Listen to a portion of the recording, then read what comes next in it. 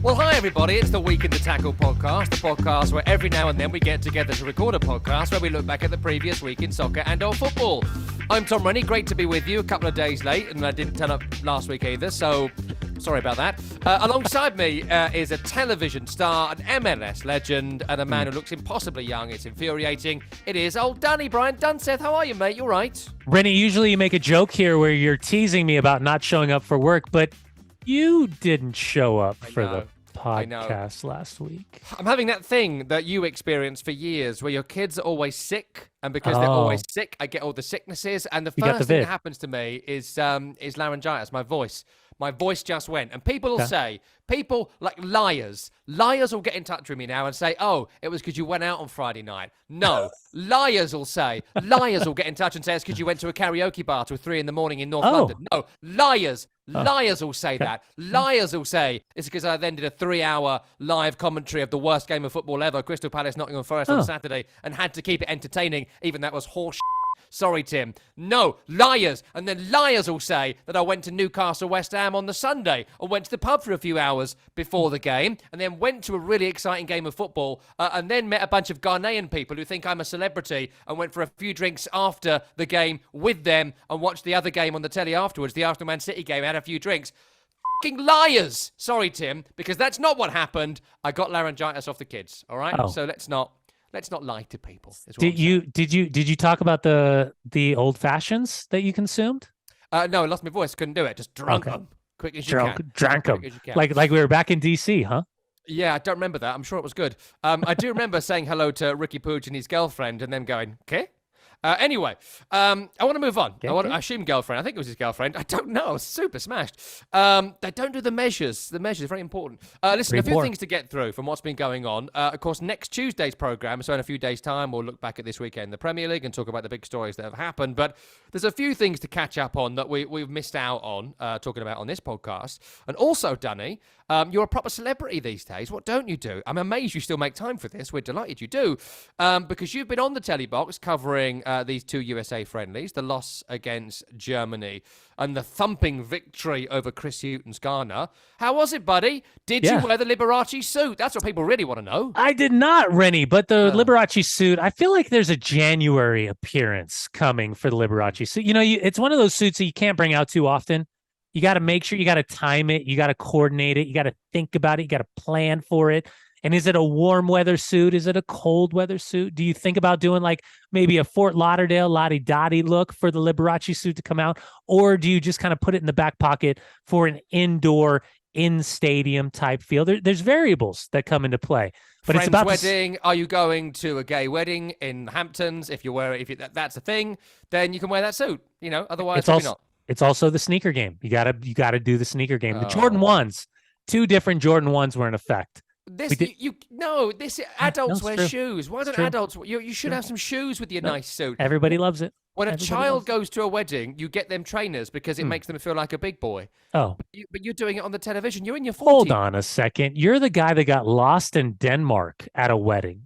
You would have been a lot more comfortable in Jordan 1s than you would those dress shoes. Oh, just because I was walking up and down canals in ripped trousers trying to find my hostel at 3 a.m. before my flight at 6, it doesn't mean that I can't be trusted with going on foreign trips on my own, if my wife is listening.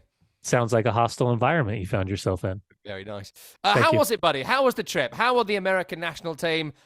Is it coming sort of home?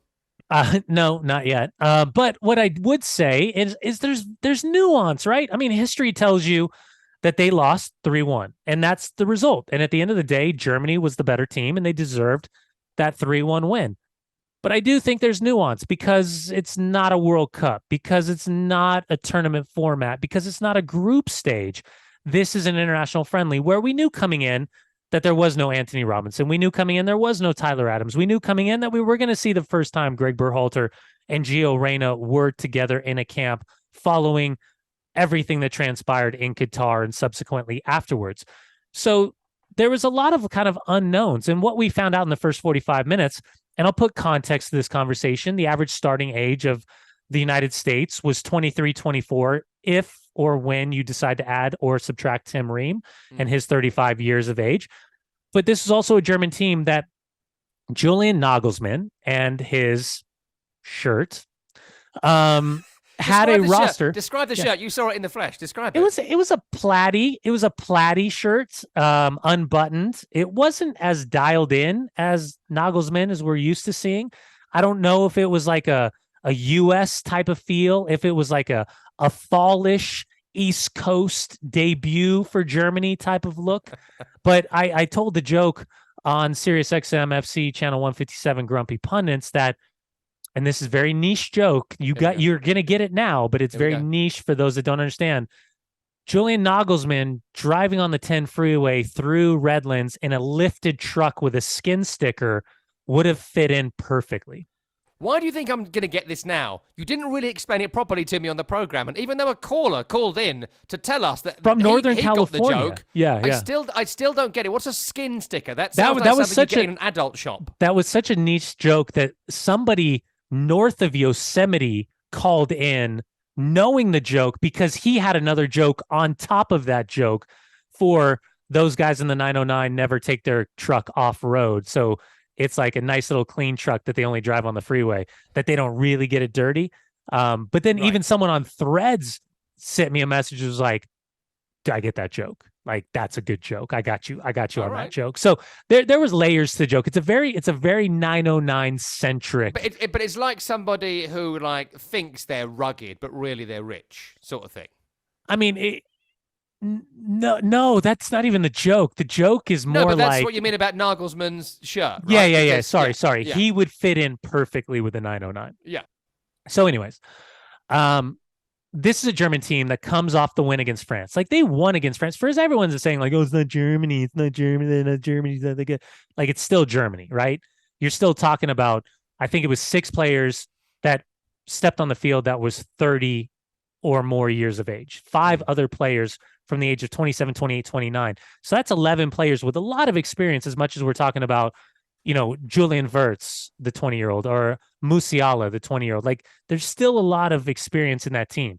So history tells us they weren't good enough, that Gundogan and company played through them, Pascal Gross.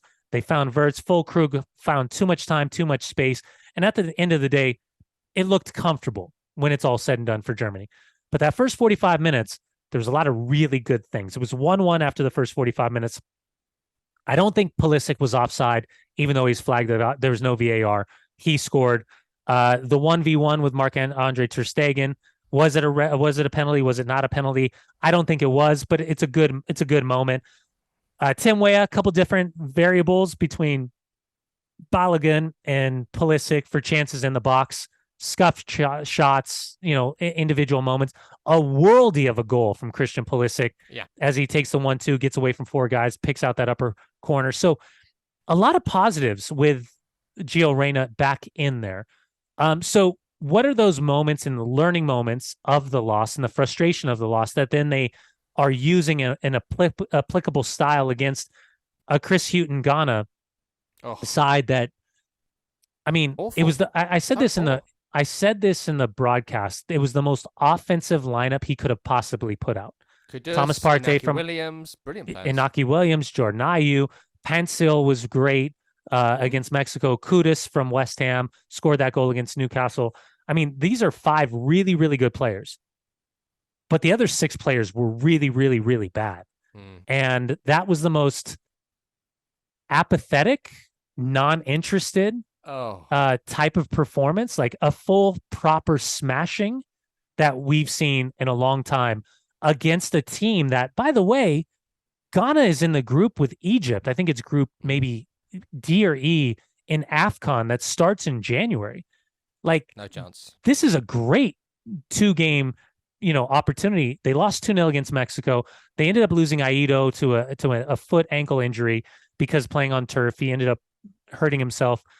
Like, it looked bad. And the pressure, I was telling you during the show on Grumpy Pundits, the aggressiveness from the Ghanaian press is like enjoyable and crazy at the same time. Like, how forward they are, picking up the mic and be like, Chris, your team is horrible. You are not building this team right to win games. What are you doing in training? Why aren't you getting the best from Inaki Williams for Athletic Bilbao, who's got 4 goals already this season? Are you even trying? How in the world do you have this job? Poor Christian. Do you think you're the right guy for the job? And like just goes deeper and deeper and on and on. And Chris Hughton, to his credit, I'd never met the man. I got to spend a few minutes with him. Lovely guy. Salt of the earth, super intelligent, great guy, but he's in trouble. And that was the type of performance I was saying at halftime. Like, with how bad that was, like, were they trying to get him fired? Like, that was one of those moments where it's like, you're certainly, like, even after the game, they all go into the center of the circle and they're all talking together, and Chris Hughton's by himself walking to the locker room. And you're like, ooh. Tell us about the bit when Tim Weah lobbed it over, was it Mensah? And then just stopped running. Seydu and just stopped running. So Tim Weah gets this ball, and Tim is in incredible form, by the way. Like, we talk about Pulisic and we talk about Reyna and we talk about Balogun. He's the unknown Beatle in this conversation. He's like the Beatle that nobody talks about. He's like Ringo. Like, he is so good. No one good. talks about Ringo, do they? Nobody talks about Ringo. Where is he? Who knows? Whatever happened to Ringo, eh? Yeah, well, we do know what happened to Ringo. Thomas the Tank Engine has got a lot worse since he's not doing the voiceover, I'll tell you that. Yeah. Tim is incredible. In form, flying. Juve move was great for him. It's a different look. He's playing as a wing back. I just think that right now, all the focus is over here on the left, and Weah is flying on the right. I think we're not doing enough to talk about how good he's playing right now. But he gets the ball. What's the right way? He olays him. I mean, he just flicks it. Seydu's trying to close him down at full speed. He crunched Weah in the first half. And I believe in the second half as well. He olayed him. He just went like up and over and like whoop, and Seydu just stopped. I mean, he took his soul. He took Seydu's soul. Seydu quit, made no effort. He just looked back, was like, and just stopped. And like Weah just takes off towards the end line. I love the fact he just wanders off and just like, oh, you know what? I should have stayed in school. Oh, this is not the right career for me, you know. I should never have left Ghana. I should never have left her. I had the choice between getting married to his high school sweetheart or becoming a professional footballer. And he's like, Gene, I miss you, Gene. By the way, you know, it was great. We had Timmy at the desk after the game, and we showed him this. And we're like, walk us through, man. Like, you killed him. And he goes, yeah, man, I got him. I tried to pull away, and then I had nothing left. And you see, and they showed the end of the play, and he just gets like shouldered off the ball. He goes, guys, I was exhausted. I was done. He's like, I was done. So this is the thing, when all these Instagram accounts or Threads accounts or whatever, they do these videos of skills. Like they had the one with Lucas Paqueta recently, where he does this thing where he catches it on his other foot while he's jumping. And I think, yeah, but what happens next? If it doesn't lead to a goal or something, like don't send me something about some skill because then they give the ball away or knock it into touch. Like, what was that one from sort of years ago where Gianfranco Zola is like taking the mick out of Jamie Carragher and it's his last ever game, so it's fun. But they always stop it at a certain point. He knocks it out of touch for a goal kick. Yeah. Like, unless something happens from it, I don't know. He's not cooking. Well, what about the Cristiano Ronaldo one they were trying to put out at Saudi Arabia? Like, oh my steps. God, Cristiano! Look at the height. It's look at the bicycle, the bicicle, and the ball goes out for like a throw in. Yeah, like, yeah. You can find good Ronaldo goals. You don't need to make memes of that he does. Sorry, Tim. You're cursing a lot. I know, it's been a long day. So, else, look, the US conversation, a lot of it has been had, I think. There's a couple of questions I want to ask you, and then I want to move on, because we haven't got a great deal of time today. Pulisic, really good form. You mentioned Weah, absolutely right. I was really impressed by Balogun's finish for the third. Look, we'll see how he develops. I think he's got a lot to prove to me, personally, but, you know, not in his mind, but to me when we're talking about it in these shows. But a couple of questions for you. Number one, Gio Reyna, a big fan of new hair, don't care. Well into that. Coming in with a new look to forget about the old stories.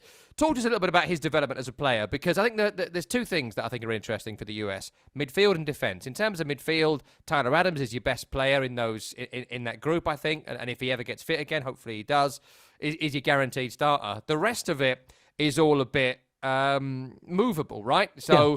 Tell us about what Gio Reyna's role is in this kind of 4 into 3 kind of scenario. Yeah, I would say that Gio Reyna is the player that makes everybody better around him.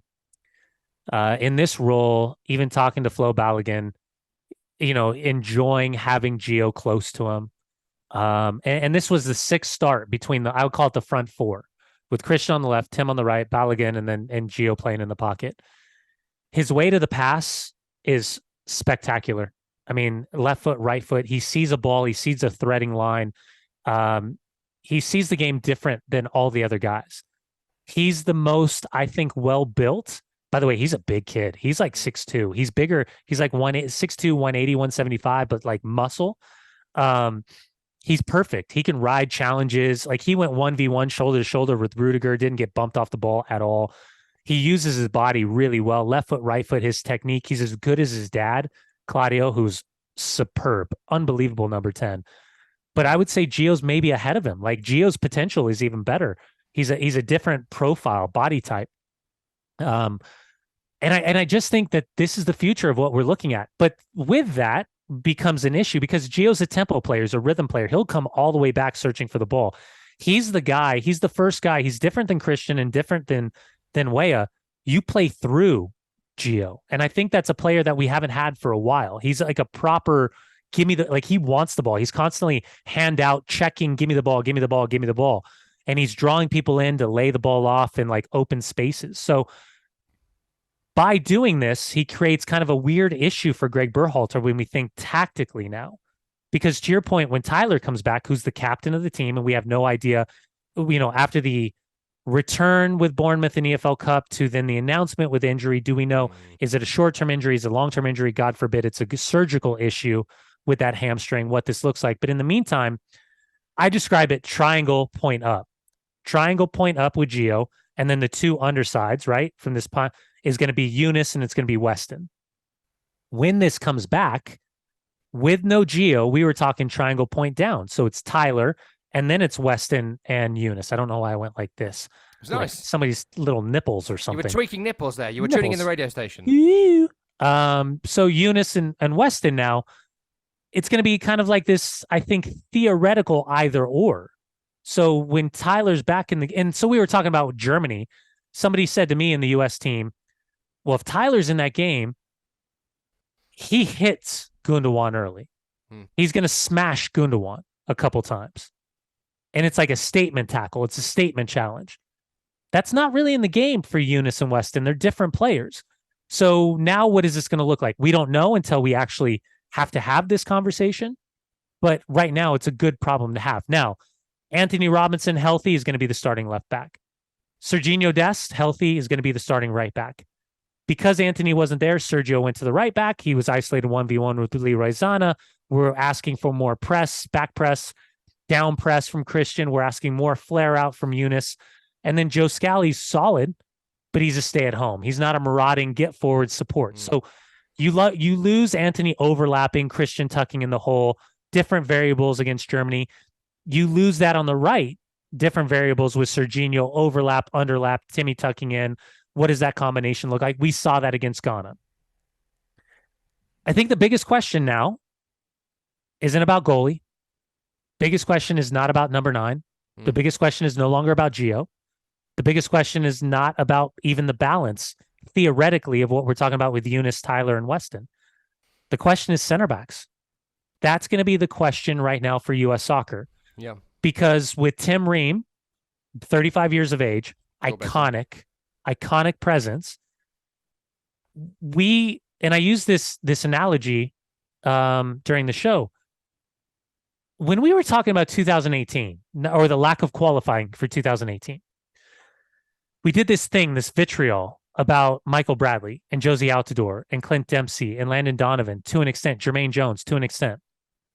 And the idea was, well, we ruined a generation of player because these guys hung around too long. It's not that those guys hung around too long. It's that we didn't have players that could displace those guys. We didn't have players that were better than those guys. So we can blame whoever we want to blame for missing out on the World Cup, but don't blame the players because those were the players that were better in their respective positions than anybody else. So if we're talking about Tim Ream at the World Cup, and I hope Tim Ream's career can take him up to the World Cup. But if we're talking about starting Tim Ream at the World Cup, we have a development/performance issue at the center back position if Tim Ream is still there. because guys like Miles Robinson and guys like Chris Richards, which are the two players that were not available for the U.S. men's national team because of injury at the World Cup, if they're in camp and they're not starting against Germany, that tells you that Tim Ream is still better than them. And so what does the future look like in that center back perspective? Because Miles Robinson and Chris Richards started against Ghana, but they did not start against Germany. Listen, a few other stories I want to get to here in terms of international football before we get to move off it, because there's brilliant news here. No international football for 3 weeks. But I do want to just mention a couple of other stories. England did qualify for the European Championship. And, you know, I do say this, that it is kind of easy to qualify for the Euros, but it is worth noting that Italy are struggling and the Republic of Ireland have got to go through some kind of weird Nations League backdoor. So, look, maybe I over-egged that a little bit. And it is impressive that they qualify seemingly with ease for every tournament. So that's a commendation for what Gareth Southgate has done. But the Italy game, 2 things. Number 1, Brian Dunseth was in the midst of preparing for live television coverage of the USA up against Ghana and still found time to text me Skamaka in capital letters. I'm calling it capital letters now. Do you like that? Where when Skamaka scored for Italy. I mean, look, I'm happy for him. I'm happy for him, you know? Yeah. He came in, he scored a couple of goals, he pretty much whinged, he got injured, he missed 4 months and then left before ever fulfilling his promise and scored, I think, a couple of goals on debut against Atalanta. Again, when he did that, I got a great text from Brian Dunseth saying, Skamaka. Skamaka! So apparently something I've got to put up with. Skamaka! The other element to the England game, and I just wanted to get your view on this and give mine, is that I think England and France, in my view, when we get to the European Championship, bar any changes, go into it as the strongest 2 squads. I think they were 2 of the strongest 4 or 5 squads in the previous World Cup. And I look at this England team. Portugal in that conversation? Potentially, yeah. We could have that conversation in greater depth, certainly. But I think the point being the England squad is unbelievably strong. Yeah. And the depth is, and this is the point. So deep that Jordan Henderson still gets called in. It's so deep that Harry Maguire has started 1 game for Manchester United and is starting for England. I mean, you're preempting my question here because Gareth Southgate, right, who is doing whatever he can to step back from woke Southgate, which got him to a position where he's got to play in the West End and he's played by one of the Fines boys, and it's all about giving England their hope back. And now he's like, I don't understand why people are booing Jordan Henderson. Yeah, all right, we just got to accept you're dumb now, do we? That's fine, whatever. If you want to play that card, go for it. But looking at this team against Italy, it's an important game and they won it, so fine. If you win the game, you made the right decisions. But they came out and I thought, Kieran Trippier playing at left back. I don't know why he can't find a left back. And I know he wants Kieran Trippier on for set pieces, right? But he's not a left back. I think Kyle Walker's incredible, right? I love Kyle Walker and always have done. I can see why he's still playing. But if you pick Walker, that means Trippier doesn't play. Be brave enough to make that decision. The Maguire thing is endless, and we've done it loads. John Stones has barely played this season, if at all, I think, since the Champions League final, and then starts this game, and he's gassed and has to go off for Mark Gay on the hour. Calvin Phillips, I mean, give me a fucking break on Calvin Phillips, right? Sorry, Tim. Look, I saw him a couple of times for Leeds, and he was genuinely brilliant. That was a long, long, long time ago. Never has someone been less deserving of their own Amazon documentary. So pointless is the documentary about Calvin Phillips sitting on the bench for a year. Even Brian Dunseth hasn't watched it.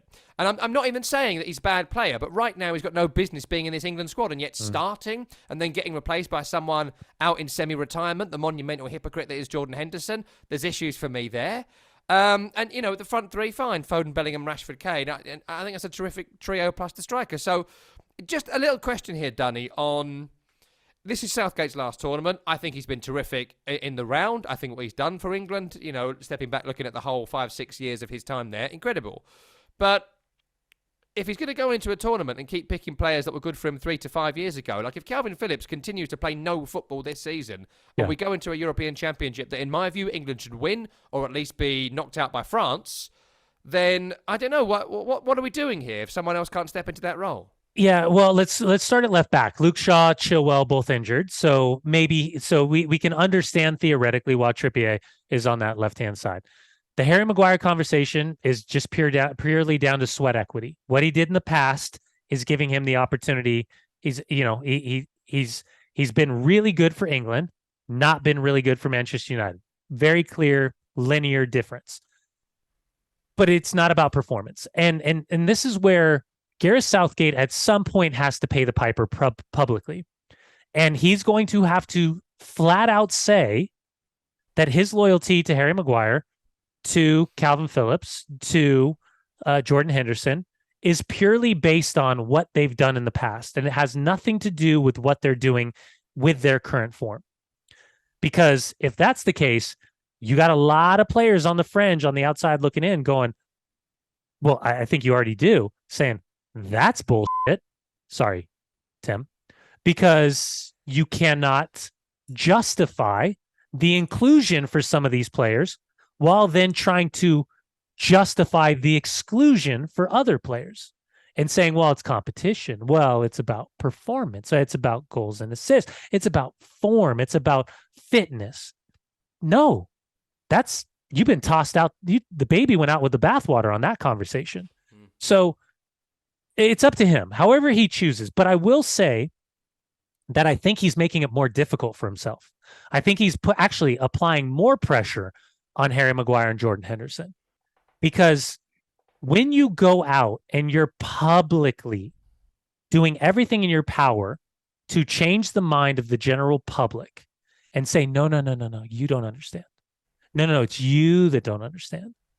No, let me tell you what he's really like. No. That's not. I get what you're trying to say, but that's not the case, because he's an incredible human being. That actions line up with perceptions, and perceptions will, for the most part, give you a good indication of how people feel, obviously. So right now, when you're telling us that Jordan Henderson is an amazing human being and doesn't deserve to be booed because you know him better than anybody else, the actions of Jordan Henderson are what's created the boo boys for England. So then performance, dedication, decision, and then your applicable, I guess, opinion for what you know of the player behind the scenes versus what the actions for the public then get to decide for. So I don't know, this gray area of, are we going to talk about performance, or are we going to talk about morality? Are we going to talk about perception, or are we going to talk about the justification of why you think this person is better than what everybody else believes to be true? This is the problem right now. And we don't know the future, but I'm really intrigued to see what this next 6 to 9 months looks like for Gareth Southgate, because I wonder what it's going to have with regards to the effect of his legacy. Because he did so much to really transform the relationship between the players and the press, and how I think the general England public saw this group of players and didn't scapegoat them, didn't make them targets, didn't aggressively hound them the way maybe the previous player group found themselves in, versus now what this looks like. Because he was kind of exalted onto this pedestal. And as we all know, man, once you're at the top, people want to have the opportunity to take you down. And I'm really intrigued to see what the legacy vibes look like for Gareth Southgate when this is all said and done, because performance will absolutely dictate how he will, I think, be seen retroactively when it's all said and done. 2 final points on this before I want to move on to a couple of other bits. In terms of Gareth Southgate, he's really got like second-term president vibes. Or like I've named my departure date prime minister vibes, in that all the people he was trying to satiate, all the different groups he was trying to keep on side, all this sort of stuff. He's in the end game now. He is getting to the end of this tournament. I think he's going to do whatever he can to win this tournament. I think he probably could have gone after the World Cup, considering the disappointment that was, despite the great performance against France. It was still a loss nonetheless, and this group was meant to be getting to the point where they could win that game, and winning that game is how you win the World Cup, beating the best team in it, or one of the best teams in it. England consistently have failed to do that. So I think that's really interesting about Gareth Southgate. He just seems to be in his I can see the end line mode, and maybe that will help in the Euros, I don't know. The other thing is that why have England lost the games to teams, or in games like the Croatia game in the World Cup, or the Italy European Championship final, not just because of Chiellini, who should have gone to prison for assault, or even the France game, for example, not being able to control the game. And if you're going to those games in future with Jude Bellingham in your team. Danny, I try and avoid the hype train, as you know. Yeah, you're on it. I'm do it. Just pull it. Oh, you are on. You're on. This guy. Choo choo. It's even made me watch Real Madrid games, which is basically a waste of time. But just to be 20, first of all, incredible. Can you give us just a little choo choo? Give us a little choo choo. Come on. No, I'm an adult man. I wear shoes with my choo choo. There's an amazing bit. I don't know if you saw this. Gianfranco Zola was interviewing Bellingham after the game on Channel 4. It's my English. Sorry. Hopefully Channel 4 don't have the football anymore because A, they didn't give me a job, but B, the bake-off got put back 24 hours, and that's sacrosanct in our household. So, calm down, everybody. It's chocolate week as well in the tent. But Gianfranco Zola said, at 20 years old, I was still drinking milk from my mother. How are you so mature? On national TV live, which was molto bene, as I think. I've got nipples. Can you milk me? What's the insect that produces milk? Boobies. Anyway. Boobies. Boo. Boo. No. Oh, dad joke. Yeah. I thought dad joke. Doing. But a quick word from you on Bellingham. I mean, he's got the lot, hasn't he? I'm telling you right now, it's not just Bellingham, but it's Declan Rice sitting there. I mean, Bellingham makes Marcus Rashford that much better, especially in that transition, that goal. I think it really eases the pressure on Harry Kane. And by the way, Jude, it's his. And by the way, this is like, for me, obviously knowing that he could have been at Manchester United and probably wouldn't have developed at the same pace he did when getting that opportunity at Borussia Dortmund. Remember when everyone's like, Jude Bellingham's a after he left? Sorry, Tim. I remember you said that, yeah. No. Remember everybody at Borussia Dortmund, all like those rumors, like, he's a jerk. Yeah. He's a jerk. What a jerk. He wanted high standards from us. Yeah. We wanted to throw the league. Yeah. Well, they did at the final day. I just... his tackling, like even the one that led to the goal for Marcus Rashford, like it's his tackle at the top of the 18-yard box, back pressing, that leads to the transition, which leads to that first pass when he olays the midfielder, then plays wide, and he's making this run, and he peels and then he peels off to the left as Harry Kane and Rashford score, and they go to the right because he's continuing his run to open up the space for Rashford, and it's the 80-yard run. Like, he's just both sides of the ball. He's so good. He's so good, and I love. Now listen. I was gonna text you, even though I skamakaed you earlier. Like, he took a highly suspect, like, Cristante fake punch to the face. Yeah. That was rub of the nose straight to ground. Like, oh, you hit me in the nose. He does play for Real Madrid, though. I mean, you're gonna get some scum. Sorry, Marcos. That's the way it goes. But yeah, listen, he's got everything. He's got everything, and he's got the piss and vinegar. He's not afraid for the confrontational moment. He'll get involved. He'll give you that "f you" moment. Sorry, Tim. Now I'm cursing. Like, I'm into it. I like it. He's a hell of a player. Hell of a player. Choo choo. Two other quick stories I wanted to get your view on before we're out of time today, and we wrap up international football. Firstly, we had a chat to our friend Ben Jacobs recently, Saudi Arabia football expert, Middle East football expert, goes to Saudi a lot, works there and knows the market. And we had a fascinating conversation with him on Sirius XMFC talking about the culture of going over to Saudi right now and how it isn't like going to Dubai or Qatar or whatever in the Middle East. It's going to a very strict lifestyle place, and there's been stories about that recently.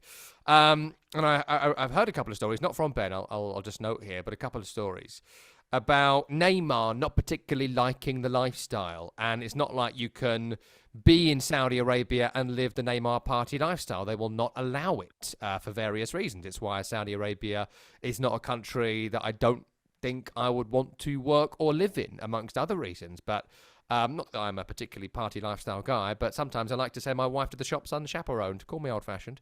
Or is that new-fashioned? I don't know. Anyway, Neymar has torn his ACL on Brazil duty, so reports say, and he could miss the rest of this season just 2 months after signing a £130 million a year contract at Al Hilal. Now, look, firstly, I'm sure he's really injured, right? I'm sure he's really injured and all that sort of stuff. But am I sure? Because in December this year, And you go to NeymarJr.com for this information. December 26th to 29, fans of Neymar Jr. will have the opportunity to take part in one of the athlete's year-end celebrations, something he's become famous for. You can join the Ney Alto Mar Cruise, which is essentially the Neymar Cruise. 3 days and 3 nights of boldness, joy, unmissable attractions, and unforgettable concerts, and a visit from Neymar. It'll feature 3 days and 3 nights of non-stop entertainment, casino, specialised stores, bowling, gaming rooms, 4D cinema, a water park, gyms, spa, theatre spectacles, and the best of world cuisine to relish on board. And luckily now, Neymar does not have to stay in shape for this because, you know, he's injured. And also worth noting, Brazilian internet personality Rafaela Santos, her birthday is on the 11th of March. And you may know her as internet personality, but also she is Neymar's sister, who famously has a birthday party every year when Neymar is injured. Now, again, I'm not suggesting this ACL is a big, monstrous lie, so Neymar can enjoy a party lifestyle, but is it? Yeah, listen, there's so many different directions to go. Number one, let's start with the Saudi Arabia opportunity. Neymar didn't need that money, but it was the easiest way for him to get out of the ending of a partnership with PSG that had obviously come to a disillusion phase. Are we surprised at all about any of this conversation? Because the money in Saudi Arabia was life-changing for a lot of people. But with it, the seducing of the opportunity to have generational wealth for all of these players that went over there comes also with understanding the religion, the culture, the lifestyle, and everything that comes off the field.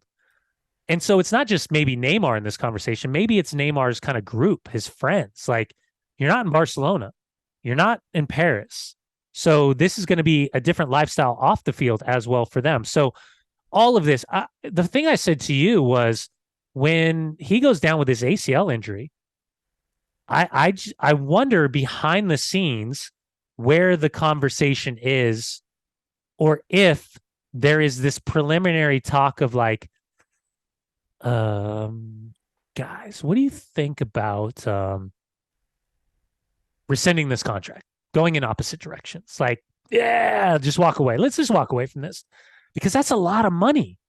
And we've read reports where FIFA had to get involved with what happened with Saudi Arabian clubs with foreign players where injuries happen or just flat out, we're refusing to pay the contract. I mean, that happened with Cristiano's club. They couldn't, to register players, to sign players, they had to actually back pay players that were owed. So, or at least that was the allegations that were being laid out. So who knows what's happening? I mean, at the end of the day for Neymar, it's a horrible injury. Potentially puts Copa America in doubt for him as well in the United States, or at least pushes that timeline really, really close upon return. It's his cousin's birthday then, though, so he'll be busy. And all of these other factors come into play. So Neymar Fest is on, I think, at that point. Yeah, it's when I saw the injury, I either thought Achilles or ACL, just because he had that bounce to it. But you could tell he was in obvious pain. He was in tears. I hope the best for him in terms of his recovery. But I think this is going to have major trickle-down effects behind the scenes and or publicly, because what I said on Grumpy Pundits on SiriusXM FC channel 157 when we do the shows on Thursdays and Fridays, I can't imagine he's doing his recuperation, his recovery, and all of his rehabilitation anywhere other than Brazil.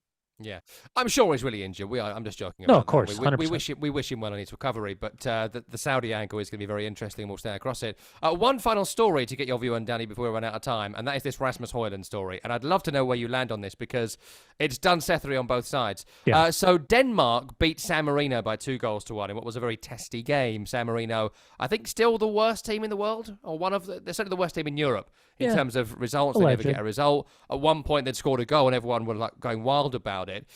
They go on to win it. But Rasmus Højlund, the Danish Man United striker, took to Instagram the night of the game saying, quote, We do so much every day to be the best version of yourself and keep fit for so many games. This behaviour from San Marino last night, trying to injure me, was unacceptable. And there's at least one tackle right at the end of the game, which is pretty rough, to be fair. It's kind of a knee into the small of the back when the guy's kind of running into Knew him. what he's doing, So that's a bad one. But across the game, and on YouTube, there's like a 2.5 minute highlights reel of all the times he got tackled by San Marino players.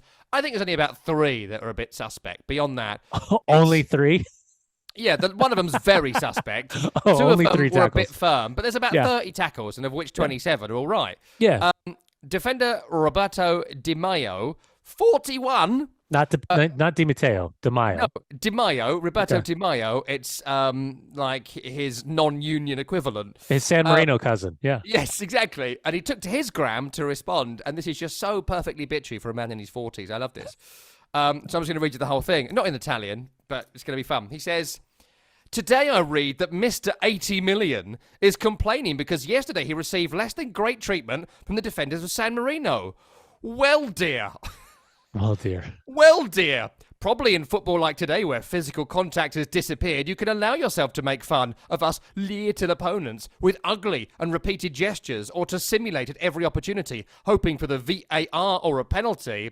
I would like to have seen you 15 years ago when only real men played football. Oh, you were real men. Hoyland. Good luck. He dropped a real man football. I love Well, it. dear, real man, and Mr. 80 million. Yeah. I mean, the 80 million, I like that. That's fine. Like, take a pop at him. That's what we all do. We all justify the amount of money that was spent on the player and the acquisition.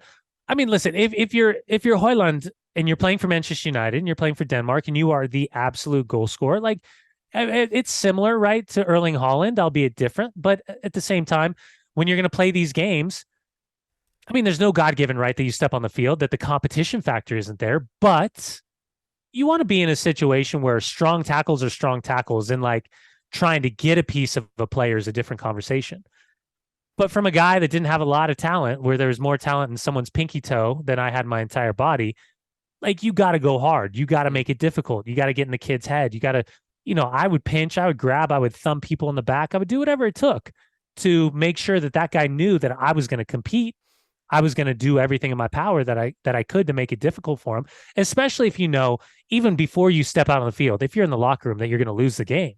So, like, I get it, but at the same time, Højlund's like, just control your body. Like, don't hurt me. Like, let's play. Let's play, but don't fucking do me. Sorry, Tim. Right? So I get it, but man, it's a game. The game is softer. The game's different. It's completely different. He's right on that. It's a completely different world than it used to be. Mr. 80 million. That's it for today's... You big softy pants. You big softy. Back in my day, I'd have murdered you. Yeah, it's true. I did stamping on your body for hours in my day, but now, I had to tackle you and get a yellow. Anyway, I don't know. I thought it was funny. Right, we're out of time for today's program. Before we go, though, a couple of your reviews. A reminder that you can send your reviews in to us on various platforms, be it Apple Podcasts, be it on YouTube underneath the video content of the program. We love your reviews, and Tim's been rifling through a few of them, and he'll join us now in audio form. He can't do visual because he's not done his hair, but he will join us right now. Back in my day, he'd have done his hair and been on camera like a real man. Yeah. Tim, you've got a couple of reviews for us from the YouTube world. Yeah, we got a couple here. And again, you can always submit these on any of our videos. It's easy enough to read through these comments. And we'll actually start with one that isn't really about the podcast, to be honest, but butters the both of you up. So I figure we start there. This comes from Todd Davis, and this is around, I had to look it up. This is late September because he references a specific game of Dunnies. He said, "I love the podcast, but I need to make sure I thank you for your commentary work. I got to hear both of you this weekend and truly appreciate Tom's attention to detail for those only listening and not watching the match, and his honesty when what he's seen is great and not so great," which Tom loves to point out. Yeah. Also, as a Dallas fan, I appreciate Dunny giving both Houston and Dallas praise when worthy of it, and criticism when it fits. You could have checked out of a game that was going to be hard to get enthusiastic about, but that result truly mattered to the fan bases, and you kept it compelling. Nice work to you both. So that comes from Todd there. Isn't that nice? Nice. A lovely thing to say. Todd. Thanks, Todd. So That one was a bit longer, but we have a couple here that are a little bit shorter here. From Suzanne, says, I look forward every week to this show. I laugh, I learn, but most of all, I see how much you both truly care about this sport. Thank you, boys. So this is very nice, isn't it? Yeah. Are you sure you got reviews for our I got a text last week that said, I'm pretty sure you and Rennie hate each other. Any more reviews like that, please send them in on YouTube because they will get to the top of the queue. Last one here from Britt says, quote, if it ain't Dunseth and Rennie, it ain't worth a f***. Apologies to the Stiff Records. Another excellent podcast from Week in the Tackle. So you can Wait, do you have to say sorry to yourself right there, Tim? Yeah, do it, Tim. Sorry, Tim. Hey, by the way, I realized something today. Yeah. I realized that we've never seen Tim Horsey and Lori Whitehall in the same room at the same time. Yeah.